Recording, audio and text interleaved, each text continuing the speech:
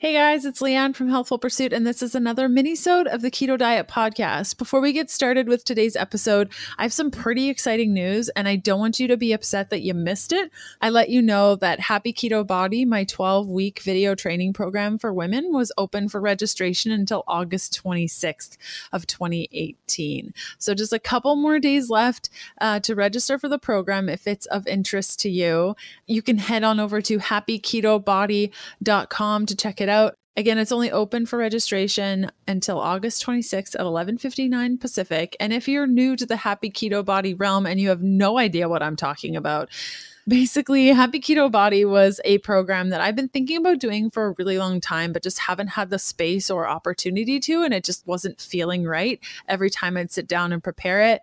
But around this time last year, after the book launched, and I had some time to just commit myself to something for 9 to 12 months, I started fleshing out the details of this 12-week program where women would be first introduced to the ketogenic diet. And if they are veterans, they're going to go down a slightly different path.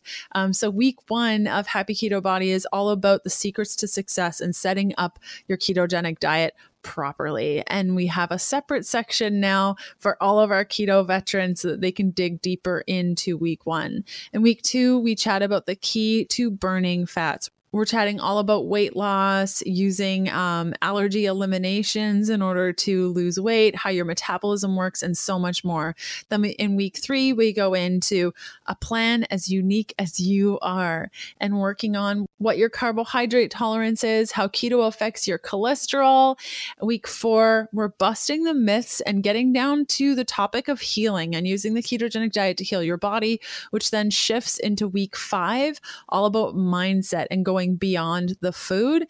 And this is the week where we've added an interview with my mom, actually chatting about what it's like as a woman in her 50s and beyond, and redefining your body and your health and where you're at in your life and how you define your life mission.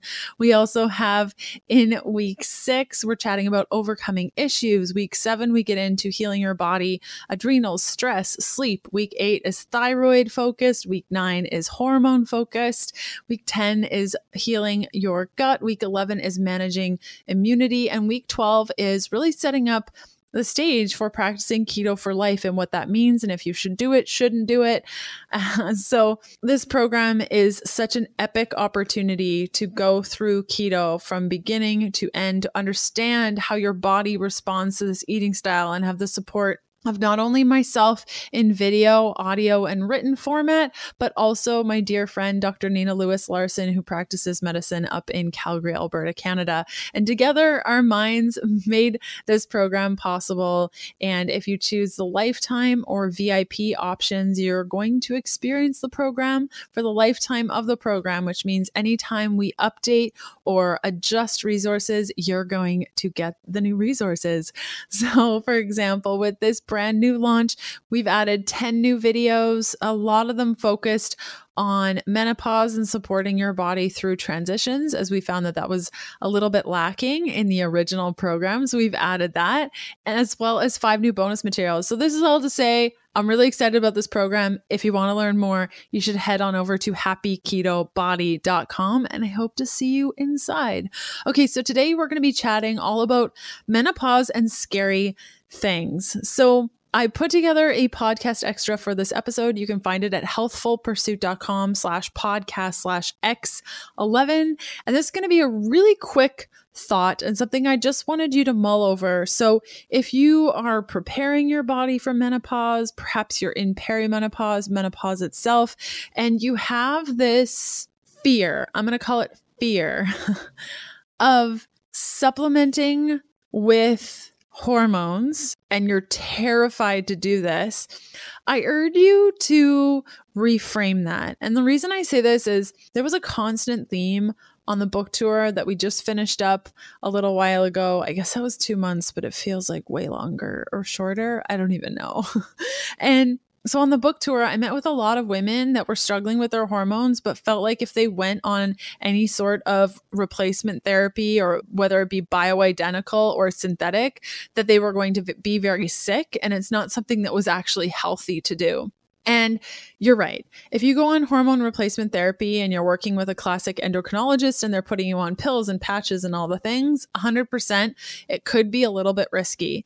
But working toward bioidenticals and working with a doctor that understands bioidenticals, is willing to test you often to see where your levels are at, it's actually an okay thing. As long as you're working with a professional that can go through everything with you to make sure that things are ace, it's a great thing and something you may want to look into, because I think there's this notion that any sort of hormone replacement therapy is bad and you shouldn't do it and it's going to give you cancer.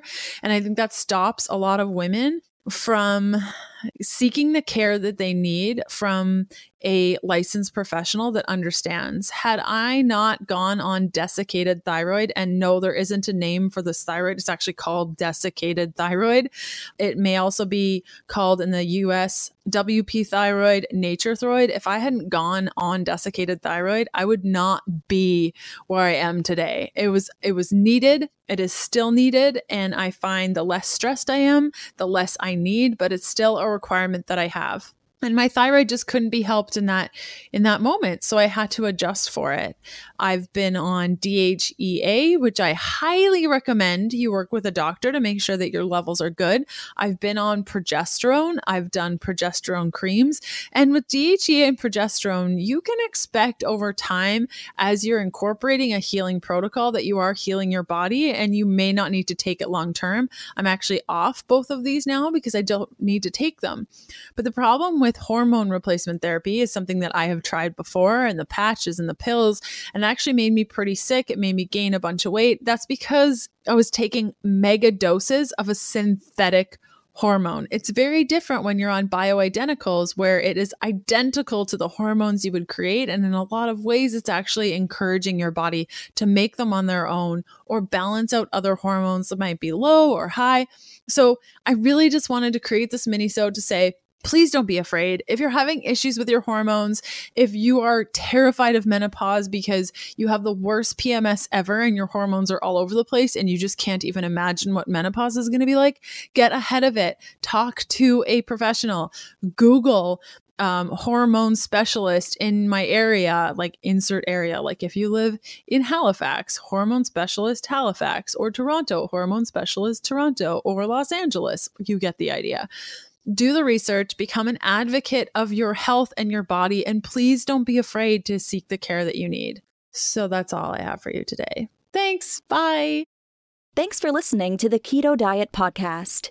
Join us again next Sunday to discover more keto for women secrets for your fat-fueled life. The Keto Diet Podcast, including show notes and links, provides information in respect to healthy living, recipes, nutrition, and diet, and is intended for informational purposes only. The information provided is not a substitute for medical advice, diagnosis, or treatment, nor is it to be confused as such.